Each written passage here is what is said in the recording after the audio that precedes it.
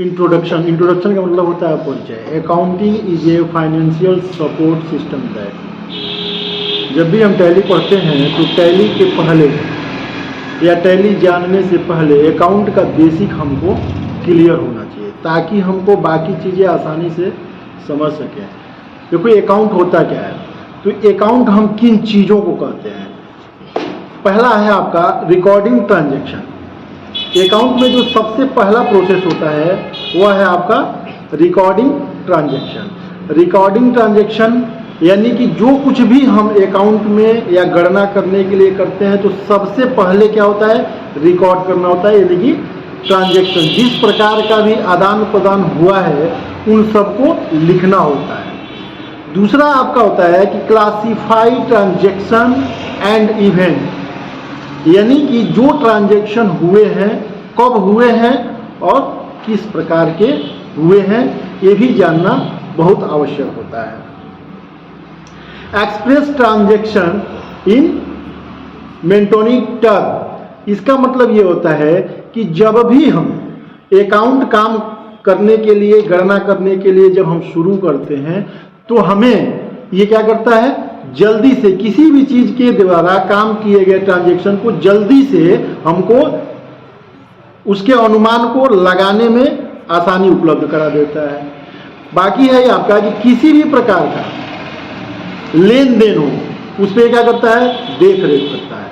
देख रेख करने का मतलब monitor the financial performance and condition of the business, यानी कि आपके किसी भी बिजनेस का जो फाइनेंशियल वित्तीय स्थिति है उसकी परफॉर्मेंस के यानी कि उसकी स्थिति को बताता है। यानी कि आपके व्यापार में क्या चल रहा है उसकी स्थिति आपसे क्या होती है, रूबरू होती रहती है।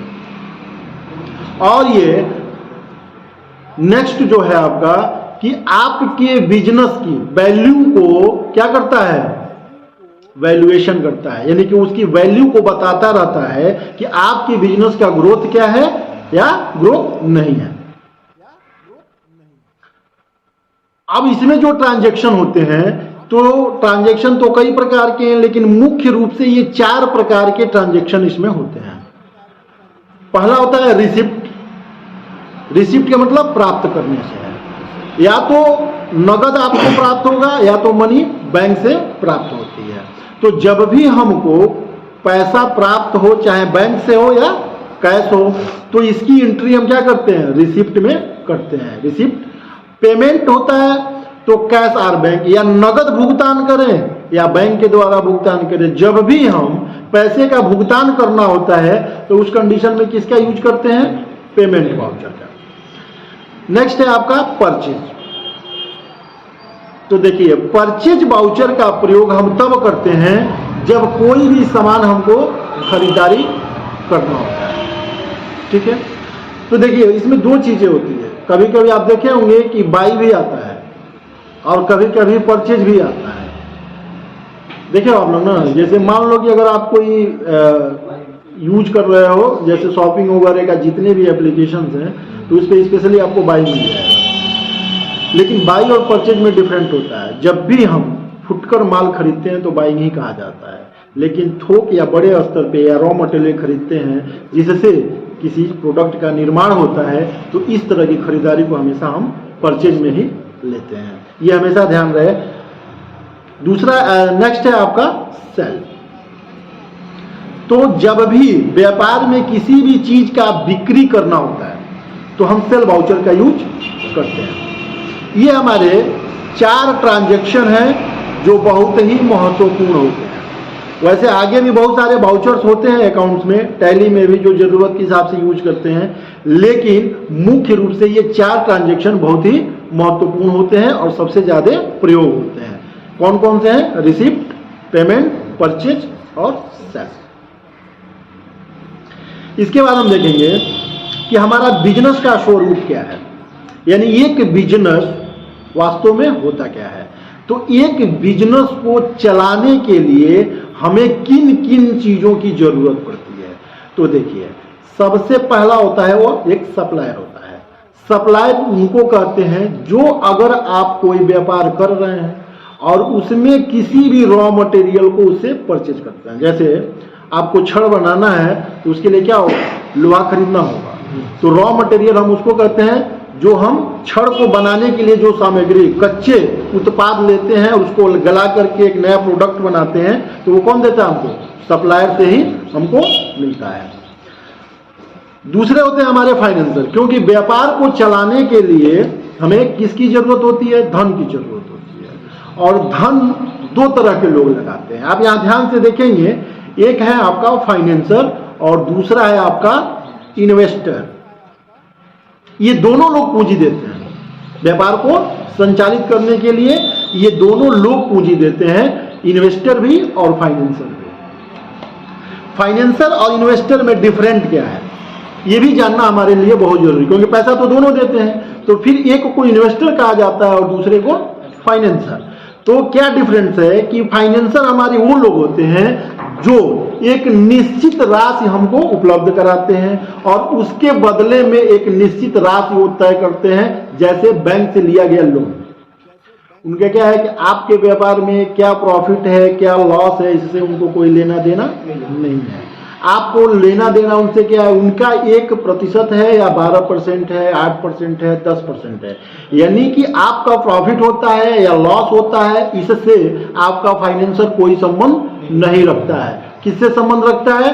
वह अपनी प्रॉफिट से रखता है। यानी आपका व्यापार लॉस होता है तो भी आपको उसको इंटरेस्ट चुकाना है, और आपका प्रॉफिट अगर बहुत ज्यादा होता है तो भी उसका जो मानक है या उससे जो भी कंडीशन बनी हुई है वह आपको क्या करना है? चुकाना रहता है। तीसरा है आपका बैंक।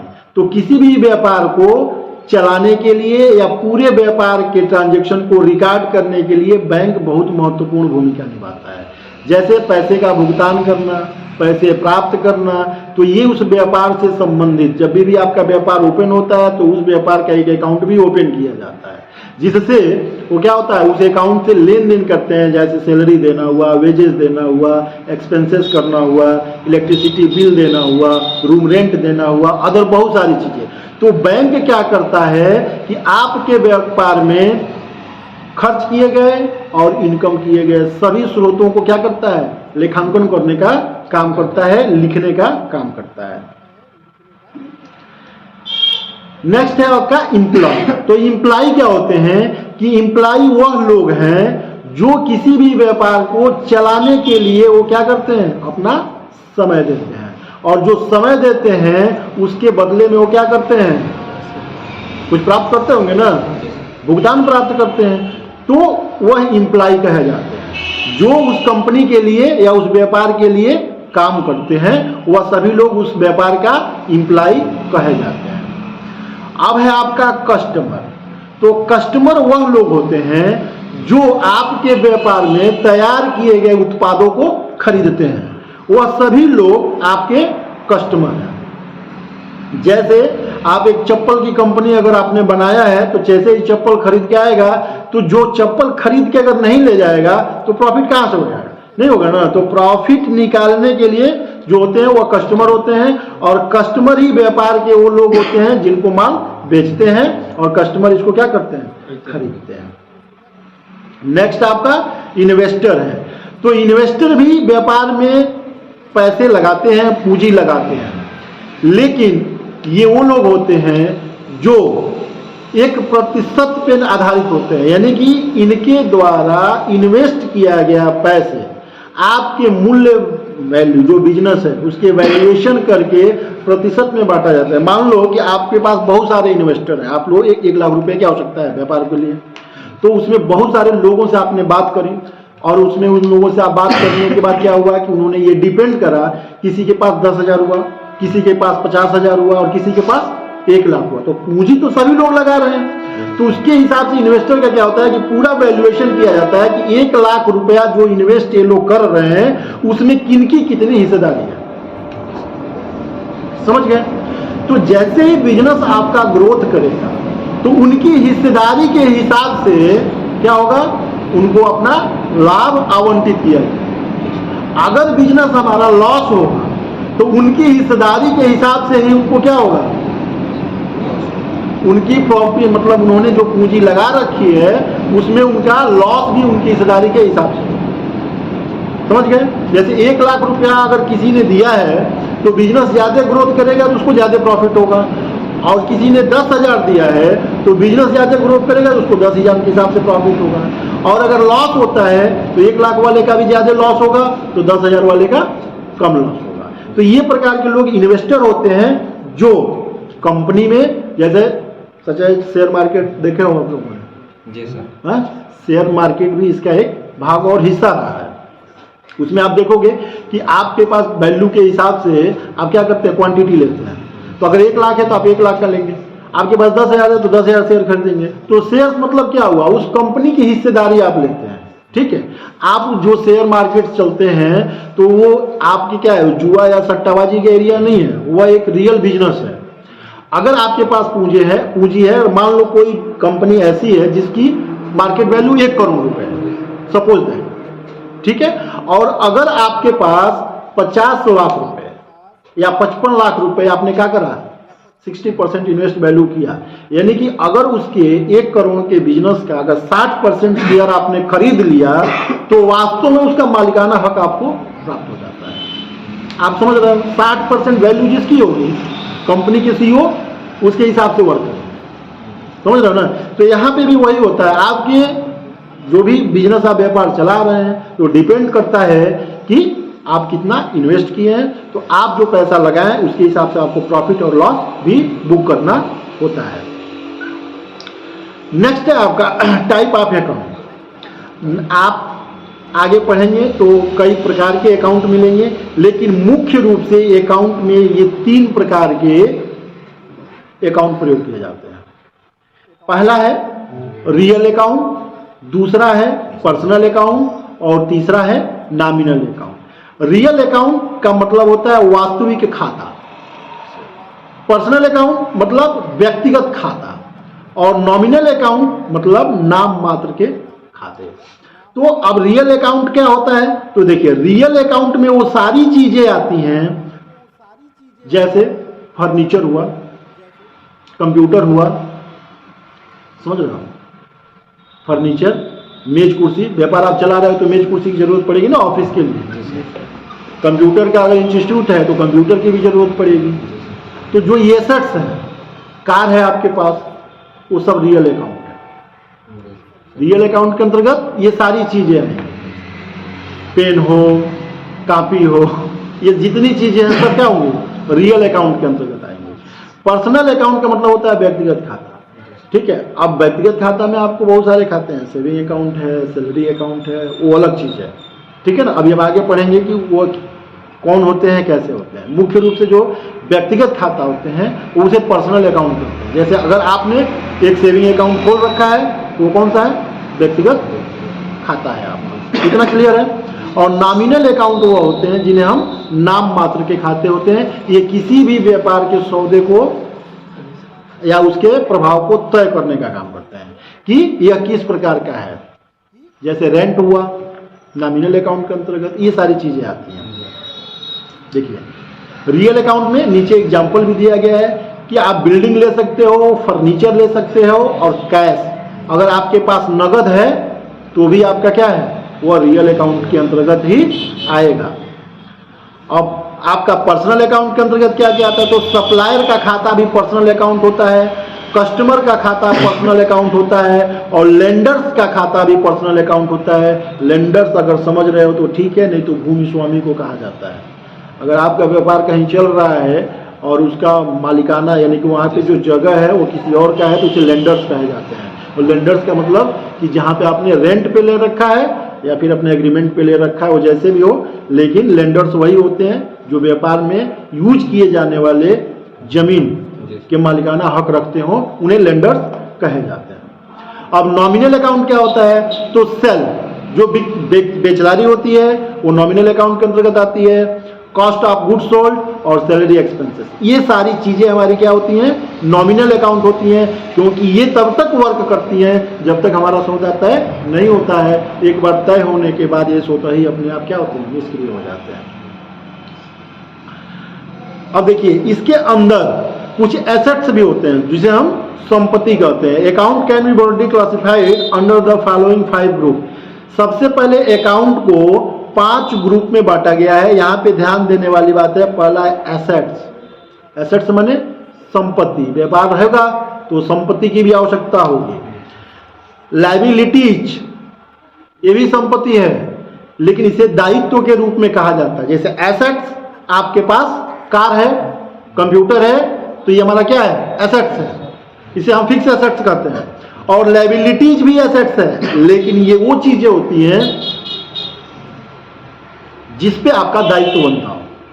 जैसे एग्जाम्पल, आपने व्यापार शुरू करा और शुरू करने के लिए एडवांस के मोटे तौर पे आपने 1 लाख रुपया किसी को दे रखा है, या जिस मकान या व्यापार आप शुरू कर रहे हैं वहां पे आपने क्या किया, 1 लाख रुपया एडवांस के तौर पे जमा किया। तो एडवांस जो है उसके बाद आपका हर महीने का किराया भी होता है, और जब आपका व्यापार वहां से क्लोज करना होता है तो उस समय आपको क्या होता है, किराया तो नहीं लेते। अगर किराया आप पूरी रूप से दिए हुए हैं तो अगला पार्टी क्या करता है, आपका एडवांस वापस कर दिया जाता है। और अगर आपने किराया नहीं जमा कर पाया तो बाकी जो ड्यूज होते हैं उसमें से माइनस कर देता है। तो इस तरह के सभी चीजें लायबिलिटीज होती हैं जिसपे हमने दायित्व बना रखा है। यानी हमने 1 लाख रुपया दिया है तो उस पर क्या है, हमारा हक है, हमारा दायित्व है, वह हमारा सब क्या होगा, लायबिलिटीज के अंतर्गत आएगा। जैसे अगर आप कोई व्यापार कर रहे हो तो गवर्नमेंट के द्वारा जारी किया गया कर भी क्या है, लायबिलिटीज है। गवर्नमेंट के द्वारा जारी किया गया कर भी क्या है, लायबिलिटीज है। और कैपिटल, कैपिटल का मतलब हमेशा व्यापार में पूंजी से होता है, यानी कि कैपिटल उनको कहा जाता है जो उस व्यापार में पूंजी इन्वेस्ट करते हैं। तो जो पूंजी इन्वेस्ट करते हैं वो क्या है, ऑनर होते हैं, वो ऑनर होते हैं। रेवेन्यू और एक्सपेंस, रेवेन्यू का मतलब होता है व्यापार होगा तो इनकम भी होगा, तो व्यापार से किया गया इनकम को रेवेन्यू के अंतर्गत रखते हैं और व्यापार में किए गए खर्च को एक्सपेंस के अंतर्गत रखते हैं। इतना तो क्लियर हो गया आप लोगों को? जी सर। चलिए, इतना क्लियर हो गया तो देखते हैं। अकाउंट में, टैली में जो होते हैं वह डबल अकाउंटिंग सिस्टम होते हैं। डबल अकाउंटिंग सिस्टम का मतलब है कि 2 तरह के वाउचर एंट्री होते हैं, एक सिंगल और एक होता है डबल। डबल क्या होता है, जिस वाउचर में पार्टिकुलर के साथ डेबिट और क्रेडिट का प्रयोग किया जाए उसे डबल अकाउंटिंग सिस्टम कहता है। यानी कि आने का स्वरूप और जाने का स्वरूप दोनों लिखा जाए वह डबल अकाउंटिंग सिस्टम होता है। अब जब हम इसको लिखते हैं डबल अकाउंटिंग सिस्टम को, तो इसके कुछ नियम होते हैं कि हमें किसको डेबिट करना है और किसको क्रेडिट करना है। ये चीजें समझ में आ गई आप लोगों को तो टैली रामबाण की तरह समझ में आ जाएगा, बहुत आसानी से समझ में आएगा। तो ध्यान देंगे कि इसमें 3 ही रूल, आपने क्या बताया था कि 3 अकाउंट तो 3 रूल भी नियम होते हैं। अकाउंट कौन से थे, रियल अकाउंट, पर्सनल अकाउंट और नॉमिनल अकाउंट। तो नियम भी इन्हीं तीनों के होंगे। अब इसमें क्या है कि थोड़ा सा ध्यान देने वाली बात है कि अकाउंटिंग के नियम क्या है। अगर आपका रियल अकाउंट है, अगर आपके पास रियल अकाउंट है तो क्या डेबिट होगा, क्या क्रेडिट होगा। अगर आपके पास पर्सनल अकाउंट है तो क्या डेबिट होगा, क्या क्रेडिट होगा। अगर आपका सौदा नॉमिनल अकाउंट के अंतर्गत आता है तो क्या डेबिट होगा, क्या क्रेडिट होगा। तो यहां देखिए बहुत आसानी से समझाया गया है। रियल अकाउंट में डेबिट और क्रेडिट को क्या करना है, व्हाट कम इन, जो कुछ भी आ रहा है वह डेबिट होगा। व्हाट गोज आउट, जो कुछ भी जा रहा है क्रेडिट होगा। यानी कि हमने 10,000 रुपए का कंप्यूटर खरीदा, नगद हमने क्या किया, 10,000 रुपए का कंप्यूटर खरीदा। तो इस कंडीशन में आपको देखना क्या है कि किसको डेबिट करेंगे। 2 चीजों का ट्रांजैक्शन हो रहा है, नगद खरीदा तो कंप्यूटर आ रहा है और उसके बदले में क्या जा रहा है, पैसा जा रहा है। तो किसको क्रेडिट करेंगे, पैसे को। यानी कि what goes out, cash credit होगा और कंप्यूटर हमारा डेबिट होगा। समझ में, कोई दिक्कत नहीं है। चलिए, पर्सनल अकाउंट क्या होते हैं और किनको करते हैं, तो द रिसीवर, रिसीवर को हमेशा डेबिट करते हैं, द गिवर, और जो गिवर माने क्या होता है? देने वाले। देने वाले को हमेशा क्या करते हैं? क्रेडिट करते हैं। तो पर्सनल अकाउंट में द रिसीवर डेबिट होगा और क्रेडिट होगा गिवर। यानी कि जो, जैसे एग्जांपल आप समझ, आपने अपने अकाउंट में 1 लाख रुपया जमा किया। अपने अकाउंट में आप क्या करते हो? 1 लाख रुपया जमा करते हो। तो आपको एक मोबाइल पे मैसेज आता है, योर अकाउंट इज क्रेडिटेड, आता है ना? बैंक क्या करता है? एक मैसेज देता है और लिखता है योर अकाउंट इज क्रेडिटेड। यानी कि द गिवर, देने वाले के खाते को क्या किया? आप अपने अकाउंट में पैसा जमा कर रहे हो तो पैसा तो आप दे रहे हो ना, तो देनदार वहां कौन हो? आप हो। तो आपके खाते को क्या किया जाता है? क्रेडिट किया जाता है। लेकिन जैसे ही एटीएम वगैरह से विड्रॉल करते हो तो आपको एक मैसेज में आता है, उसमें क्या लिखता है? योर अकाउंट इज डेबिटेड, यानी द रिसीवर। जब उस समय आप उस पैसे को प्राप्त करना होता है तो उस समय आपको क्या कर दिया जाता है? डेबिट बना दिया जाता है। इतना क्लियर हो गया आप लोगों को? नॉमिनल अकाउंट और expense and loss, income and gain. तो नॉमिनल अकाउंट में क्या होता है कि किसी भी प्रकार का एक्सपेंस, अगर खर्चा है या नुकसान है तो हमेशा उसको डेबिट करेंगे, समझ रहे हो? और किसी भी प्रकार का लाभांश अगर हमें मिलता है तो क्या करेंगे? क्रेडिट करेंगे। जैसे मकान का किराया, मकान का किराया अगर हम मकान व्यापार करके बैठे हैं और हम मकान के किराया दे रहे हैं तो हमारे लिए क्या होगा? एक्सपेंसेस है, एक्सपेंसेस है ना। तो रेंट हमारे लिए क्या होगा? डेबिट होगा। लेकिन अगर हमारी मकान है और हम कहीं से किराया प्राप्त कर रहे हैं तो हमारे लिए वो क्या होगा? क्रेडिट हो जाएगा, क्योंकि हमारे लिए तो उस समय वो इनकम होगा। इतना क्लियर हो गया आप लोगों को?